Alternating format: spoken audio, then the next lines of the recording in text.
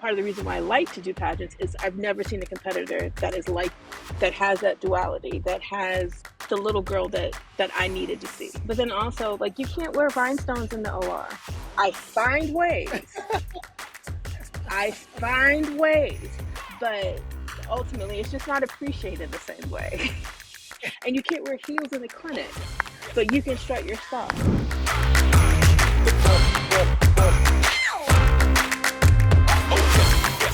Everybody, welcome to the next edition of L.I.T Chicks. It's your girl Fern here.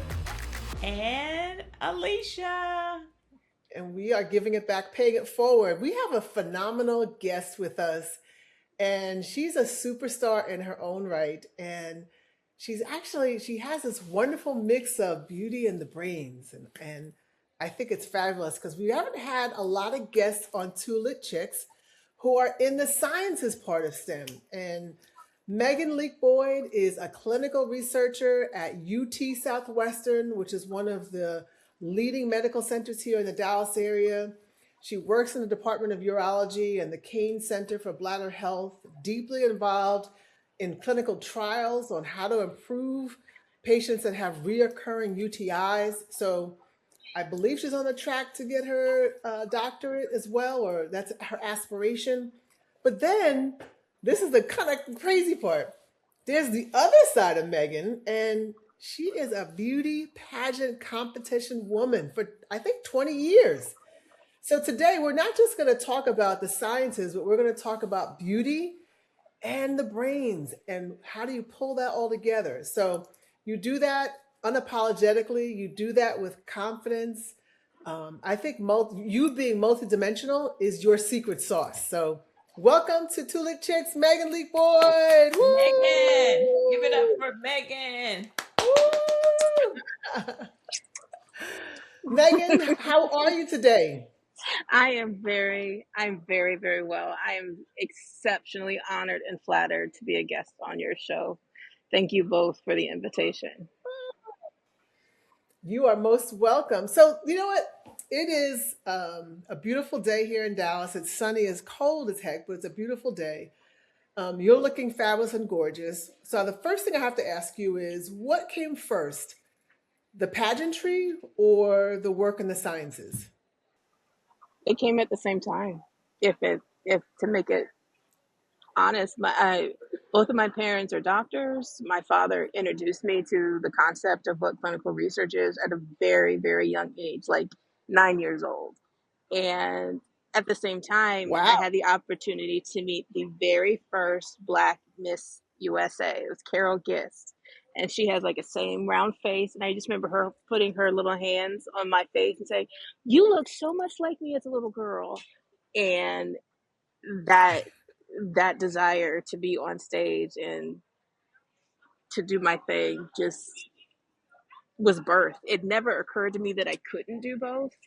It was just something that I loved. So there wasn't this one-dimensional profession that you chose. You always had parents who instilled in you, hey girl, you could do it all. Where'd that come from? Did they have family members who were always engaged in different things and said, hey, the world is your oyster, you can do it all? Where'd that energy and passion come from? I think it was a combination of both. On my father's side, he was the first one to go to college, first one to complete professional school, first one to, basically be a doctor. And that was very important. My grandfather, like his father, worked on a railroad. My grandmother was a maid. So it was a lot of instilling not just your work ethic, but also treating people as if they're all equal. You shake the same hand. I mean, you shake people's hand the same way you would a CEO and the maid. And so it's not lost on me that I always find that wherever I work, I'm always drawn to the cleaning crew.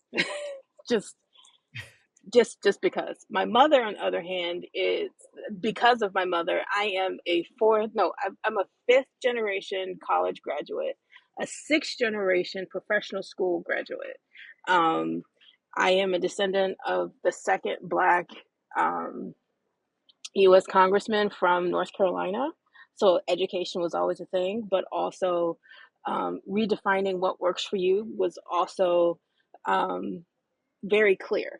My mother's sister was all American in basketball, and she got her MBA, and tall, 6 foot. Just it. I just had a family that they just never told me no about what it was Mhm. that I wanted to do. Ironically, my mother was also a pageant girl. She competed in the Miss Tarboro pageant in Okay. 19 yeah, she would not want me to say when, but she was always drawn to pageants, and I think I got that from her. But in the Miss America pageant organization, you actually compete for scholarships, so she was able to compete for scholarships there. And so I think that's kind of where it was birthed, just as a little girl, always watching whenever a pageant came on TV, or you could always research it on the internet. Like it reminds me of like when I play sports, you study film. And so I would always be drawn to old pageants and figuring out, okay, oh, I know that person. Like, oh, I know that person. Or I like that walk, or I hate that hair, or what would work for me. And um, ultimately, part of the reason why I like to do pageants is I've never seen a competitor that is like me, that has that duality, that has the little girl that I needed to see. Yeah, so that I think that's really why I do it. But then also, like, you can't wear rhinestones in the OR. I find ways. I find ways, but ultimately, it's just not appreciated the same way. And you can't wear heels, and you can't wear heels in the clinic, but you can strut your stuff. So yeah, so I just like having that outlet, that creative outlet, to just be extra, um, and just No, you're not extra at all. You're not extra at all. okay. Have you met me? Yeah, I think that's why Have we you vibe met so much. me? We're both extra in our own right. I think all three of us are extra in our own rights, right? Yeah. You put us in our elements, we're all extra. I mean, I see no Megan, problem with it. Megan, for the audience, we have a little bit of background about what you do, but can you explain to the audience what do you do, Megan? Oh gosh, I ultimately, I think my mother would say I do what I want to do, but professionally, I am a clinical research coordinator, and I've been doing that for over 20 years. That basically means that I participate in studies, and as you mentioned, I work for a very large institution that allows and affords me the opportunity to be a part of a team that helps create solutions for people. And I don't think people realize that everything that we do, everything that we consume, from our hair products to Tylenol to even our clothing, is all based on research. It's all based on what works well for people, and including treatment, cancer treatment. Cancer treatment works because people have tested it, and they have found that the majority of the sample size does well with X, so we're going to proceed with X.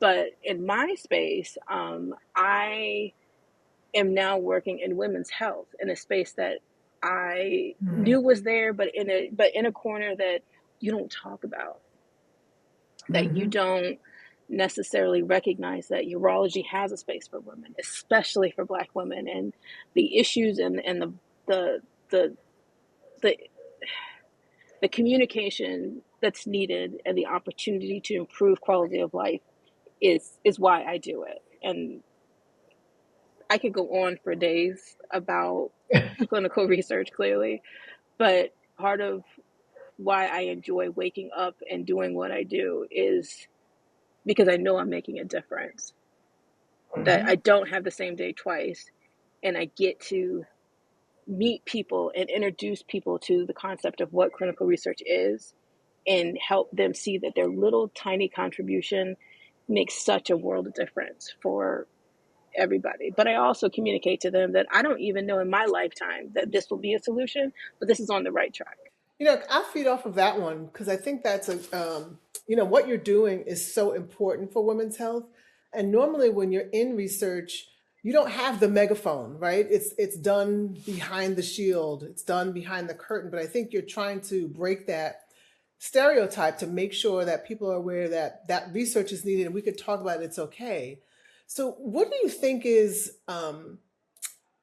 important to influence others to share data, to give information?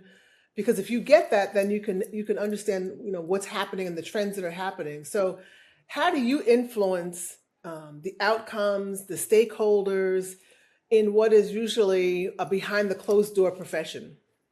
So, first and foremost, when it comes to research, there is no influence. Let's just be clear. There is introduction, but I cannot officially influence. I can introduce. So, I like to introduce the concept of what um, clinical research is now. It is not Tuskegee. And part of why I enjoy this is because people like me don't consistently or don't always have the opportunity to be vocal about research. So I want to change people's minds about why it's important for, especially for Black women, to participate in clinical research. We are the most educated. However, we are also, unfortunately, most likely to have poorer outcomes because we don't participate and we don't ask certain questions. And so, for example, in urology, when I first was introduced to it, I thought it was for men. And I just knew every day I would go to work, I would smell like pee. That is not it. Urology is so much more. Women are so much more than just their reproductive systems. And being vocal about how we don't have to tolerate being independent or wetting ourselves every time we laugh, or recognizing that there's certain things about our body that we don't have to accept because our grandmothers accepted it. There are solutions, and there is an ethos of individuals out there that want to be a part of this change. I really appreciate my principal investigator and also my medical director recognizing and asking me, well, what do you think about the clinic? During my first week. And I said, I see how you change women's lives. Incontinence is one thing. Recurrent UTIs is next to death, in my opinion. And to have you, meaning him, step in and be a part of solution is groundbreaking. But you don't have patients that look like me. And I knew I was with the right principal investigator. He said, I know. Can you help me change that? A, that's not normal. PIs don't do that. But B, he knew that I had previously worked in my community. I've always been a part of organizations that have some type of footprint in the community, and very vocal about whatever it is that I do. So I said, actually, yes, I can. So we created a program called Urolink that actually helps people who are usually underserved or just have misconceptions about what research is, and linking them to research and normalizing what research is. Because if I say, to any Black woman today, hey, would you like to participate in a research study? I know for a fact we go to Tuskegee and the poor outcome of that, and how we just can't trust institutions. But that's not allowed technically. It wasn't allowed at the time, but it's really not allowed now. But I just want Black women to recognize that they are the solution.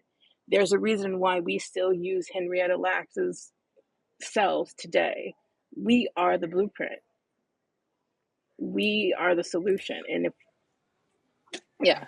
Megan, I have a question for you because in I was in 2024 I was diagnosed with breast cancer, but prior to the diagnosis, um, what I wanted to be very intentional about once I, discovered that I had to move forward with, well, I selected to move forward with the double mastectomy.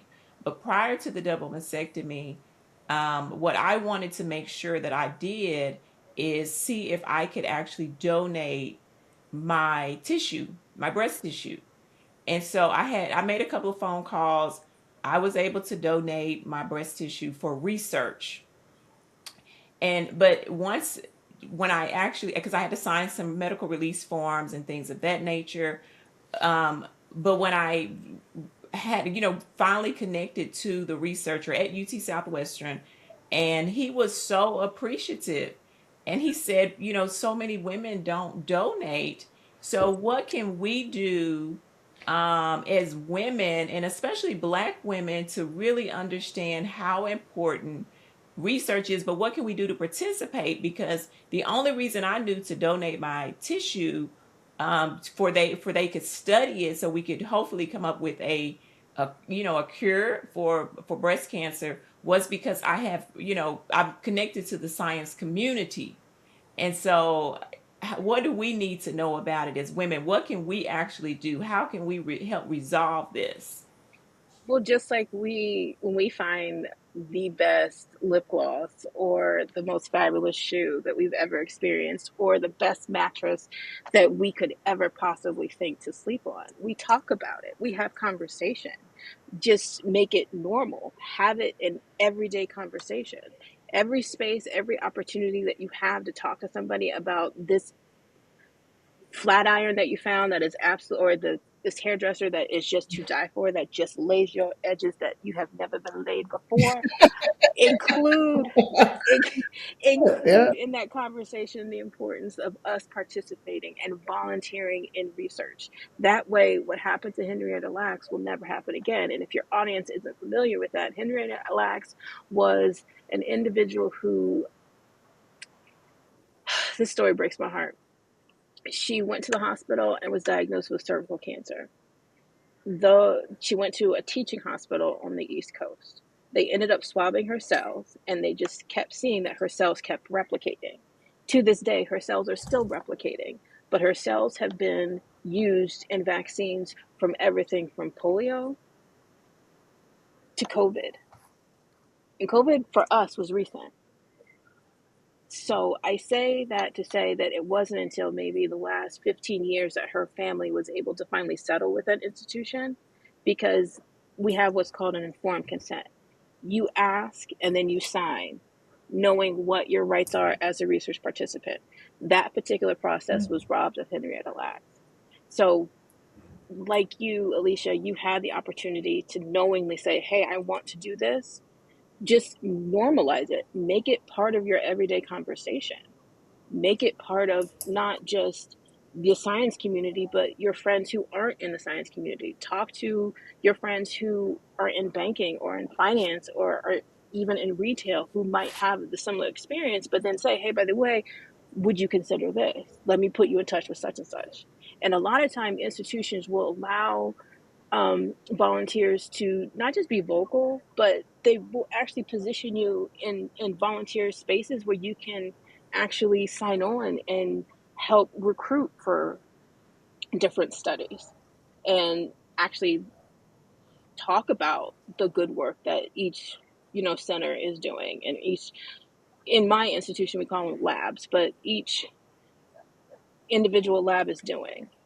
So normalize it, put it in that Mhm. conversation with the best earrings that you've ever found or this really cute purse, in addition to this restaurant that you went to, and then say, oh, by the way, my girlfriend had told me about this study, and they pay you. And that's the good thing about it, is a lot of these studies don't just ask for your time, they compensate you for your time. Hey, I want to add on to that. Our listeners, we're really appealing to the next generation. So in tech and just across an industry. Hmm. And this is something that we don't like to talk about. Medical challenges, medical issues. We want to hide behind, like, it's only me, but it's not only me. I could share my experience, when I had to have a hysterectomy. I started talking about it, just what you said, with like, hey, here's what I'm going through. And there was so many other people who had had hysterectomies at a younger age that I was having it.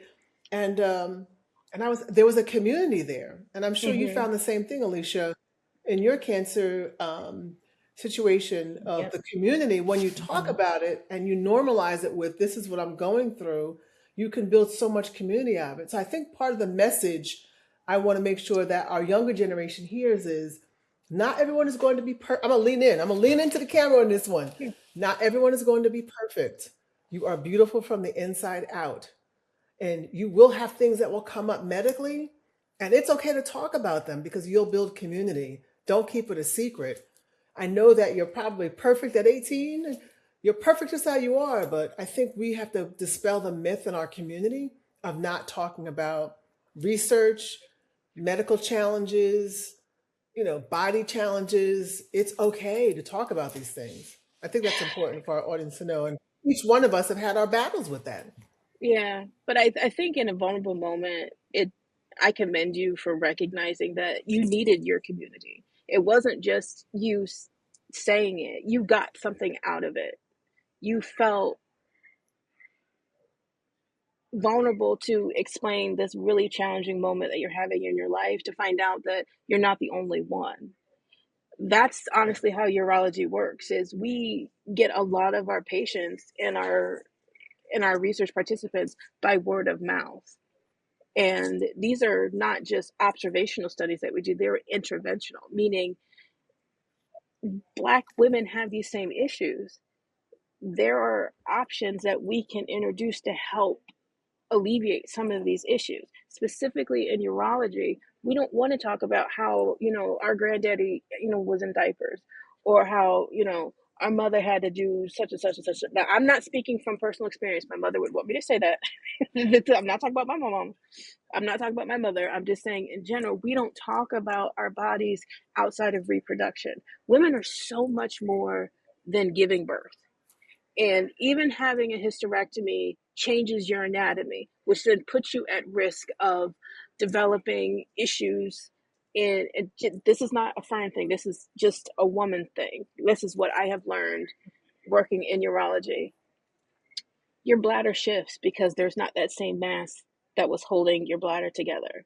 As a result, as our weight fluctuates, as we sit longer, as we stand longer, as we're active or not active, all of that contributes to the homeostasis of our bodies. In addition to that, it also changes the way that your bladder sits. So if your bladder sits a little bit lower, that means you're not able to retain, or you're not able to empty your bladder the same way, which then puts you at risk of developing recurrent UTIs because your bladder is never empty. And the only way your bladder can heal is if it's empty. Unfortunately, it's always going to be wet, and it's dark and it's warm, and that's where bacteria loves to grow. So I say this to Mhm. say that Black women have these issues and we just don't talk about them. And I don't know where in in what other world that anybody would say, pick up the phone and say, "Hey Judy, how you doing? Are you able to pee all the way? Is it coming all the way out?" It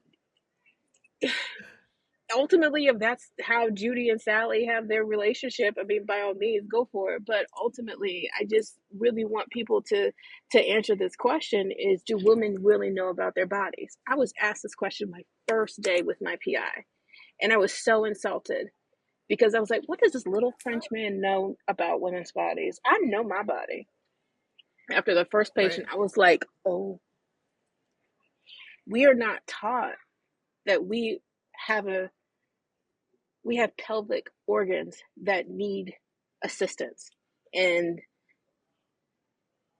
having poor outcomes from cervical cancer to uterine cancer to colon cancer, this is going to a urologist. This is where all of that is caught. This is where you don't just have to go to, a gynecologist. Have a conversation with, not just somebody that you trust, but somebody that is educated and did not go to University of WebMD or Google. Trust scientists, but also Right. trust that you can seek out your own information. Ask more than one person, because not all doctors are good doctors, and that's the tough thing. Is that, our my parents' generation was, "Oh, I went to the doctor and I trust my doctor." Well, not all doctors are good doctors. Not all doctors are going to go the extra mile to find certain things for you. So be proactive in your own care, advocate for yourself, have conversations with your circle, but then also recognize that, sometimes a second opinion is a healthy opinion. But also, if you want to be a part of the solution, consider research, consider participating. Thank you for sharing that, Megan. Of course, I want to tie in the pageantry that you participate in, or do you actually still participate? Come on, sis. You know we are black don't crack, so we just throw your hair in every which direction. Weave all of this in. Tell us this story. Oh my goodness. Before she tells me that story, I saw her. So she does compete. I saw her last March, and the last 2 years I've seen her. So she's still competing today. Mhm. Mhm. I absolutely love it. I like pageants because it gives me something to focus on. Because going to the gym is boring when you don't have a goal. I grew up playing sports, so I remember always thinking, okay, well, I have this game, so I have to, adjust my play style this, or I have this track meet coming up, and I'll have to like train a little bit harder or this because it's going to be colder this day, or, but when you grow out of sports, what do you do? Like, how do you still keep the mindset? So I know my face doesn't show it, but I know everybody else can see this white streak. Let me just say this showed up during this showed up during COVID. Okay. It is it age related? I don't know. I just know that I tell my niece that this is glitter and she has to work hard to grow up and earn her glitter. So I love pageants. I love being able to be not just a unicorn, but be the girl that I be the hero I needed. Um, there are opportunities to be really nice, nasty. I am not that girl. If I girl, y'all, I could tell those stories. That is a true part of pageantry. But I've competed as an individual, meaning not married. But now I compete in married pageants. So for the last 6 years, I've competed at Mrs. Texas down in Corsicana. I've loved it primarily because it is an opportunity for me to learn how to be a better version of myself. Um, that is very tangible for me, that type of goal to physically move my body and get on stage and strut my stuff and all the things, all the rhinestones, all the hairstyles, the makeup, everything. I just love it all. I can't tell you why. I just feel like that is part of my ministry. So what's next for the pageantry? Are you going to teach the next generation how to strut this stuff, how to put the rhinestones on, put the makeup on? Are you going to help them get into I this, or is it more? It is not just one generation. I have older women that I've helped out. If you want to call it formal Oh, coaching, okay, but I don't charge for it. It's much more because there's pageants and then there's black girl pageants, and when I don't know if all of your audience recognizes this, but sometimes we have to code switch where we recognize that in certain environments we can't be too soft or too hard, and in addition to that, we have to prepare people to say, please don't touch my hair.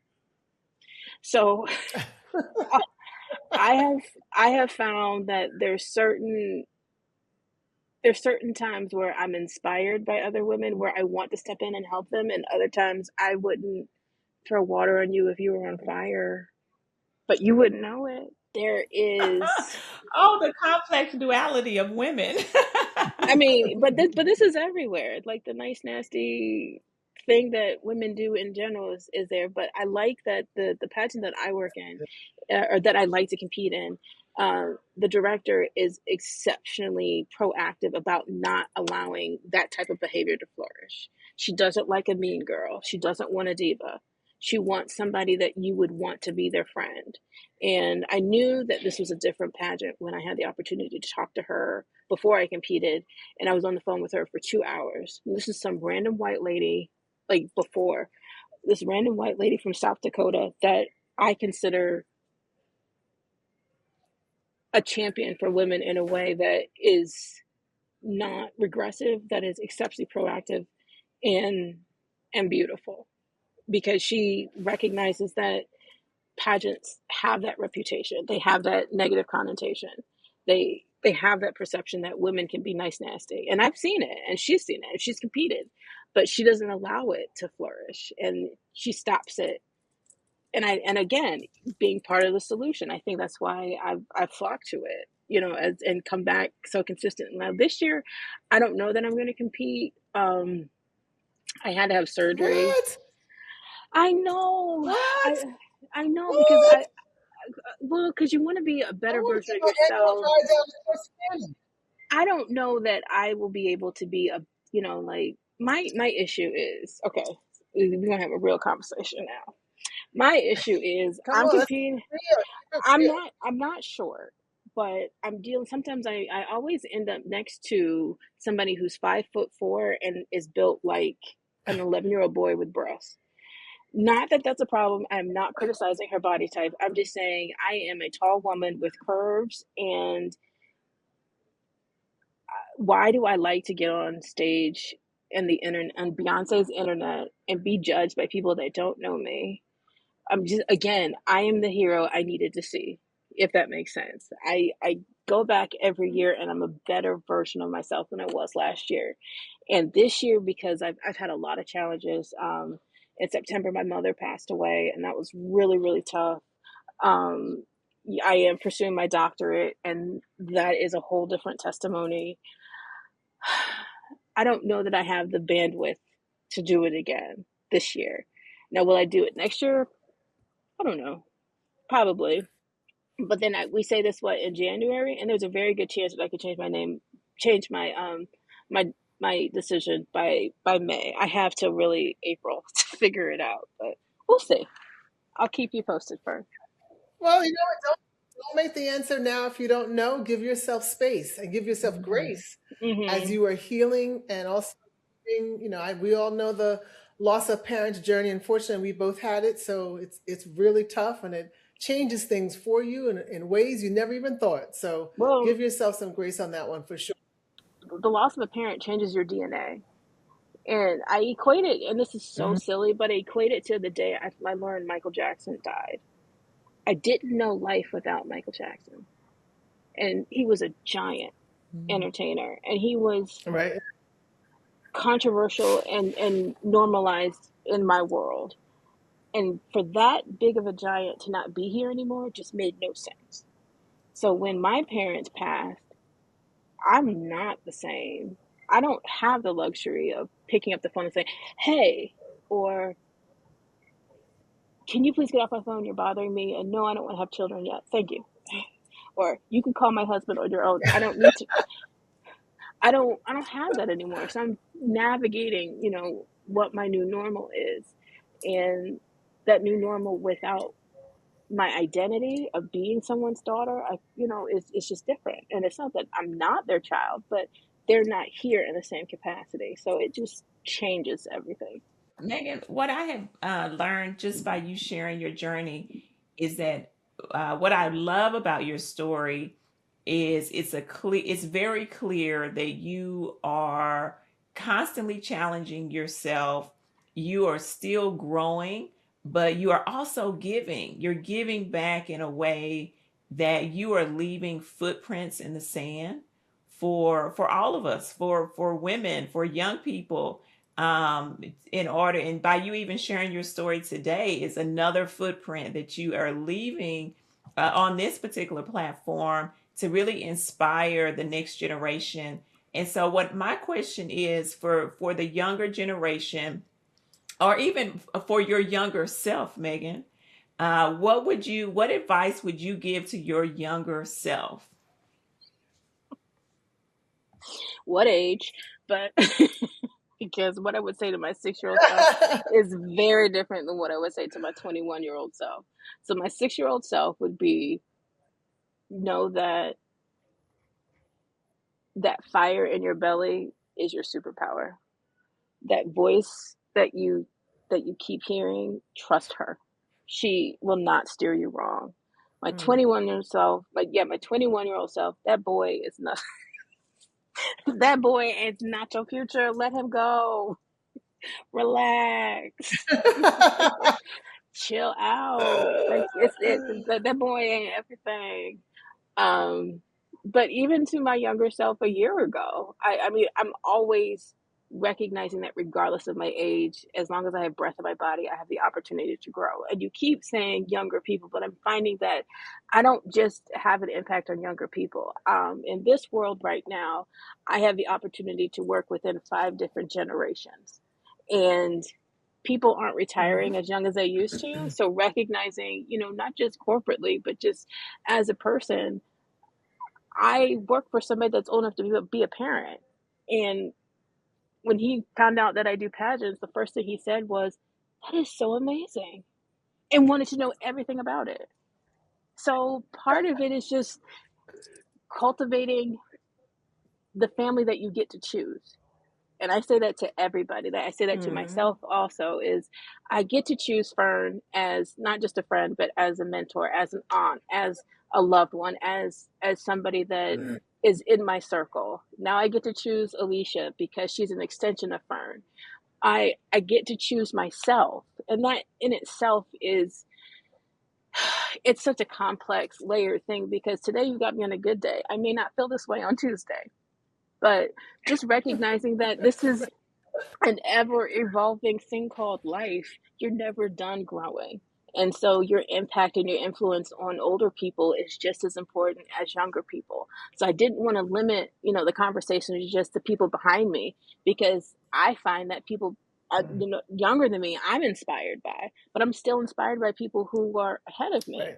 So I just think if we just start embracing, the opportunity to be inspired at all sides, I think that is part of the growth that we all need. Now, again, on Tuesday, would I feel this way? I don't know. We will see. She reserves the right not to be feeling good on Tuesday, folks. Well, Megan, this has been fun. It's been interesting to learn your background and the two sides, the duality of the multi personality that you have and you bring to the table. Thank Oh, you for thank sharing all that. you. All right, so we got to do our lightning round. Okay. Can't let you go without the lightning round. Okay. So So I just so was you going to know, do heels, but you already gave that answer away, so I'm not doing that one now. okay, so I just need to put So, context into this. This is when I feel my best, right? Like as you're asking these questions, because some days I can't wear heels. Like if I'm in the OR, that's just not going to be cool. So on days okay. so the context that you're giving me this lightning round is that I feel my best. I'm at the weight I want to be. My husband's winking at me and I'm winking at him. It's a great day. I just got paid. The dogs are walked. The house is clean. Friday Okay. night, just got paid. Okay. All Hey, right. whatever context, I'll go with Okay. that one. Okay. Okay. Okay. So we'll Theater use for, that one. okay, here's the first question. Theater for a play or a dance show? Ooh, Alvin Ailey dance show. I need to be inspired to move my body. Okay. I see it. I feel the energy. I, Hmm. all right, collard greens or mac and cheese? Mac and cheese. Yeah, mac and cheese. Yes, yes. So when it's time for you to vacation, is it mountains or is it at the beach? Mm.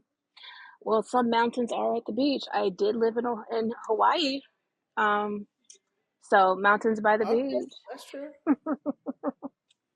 Okay, that's a good answer. And then, we didn't talk about this at all, but I know you're using it because we all are. What's your favorite AI tool that you use every day? Google, because I She said no. academically, because AI and ironically we do have a study that we're creating an algorithm to help predict something.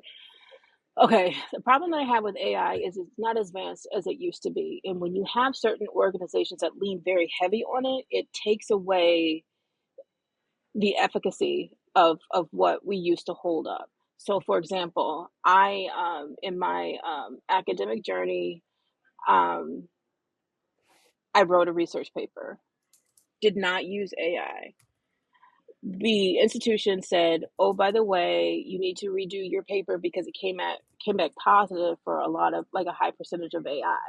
Well, the problem is that AI doesn't talk to itself the way that we do. So if I check just Grammarly and just put something in AI and check my grammar there, and then turn my paper in another format called Turnitin, because Grammarly and AI pull from the same resource. Because I even put in a sentence just to change it, it is now considered AI. So there's a lot of false positives that come with AI. So I don't lean very heavy on AI that I know is out there.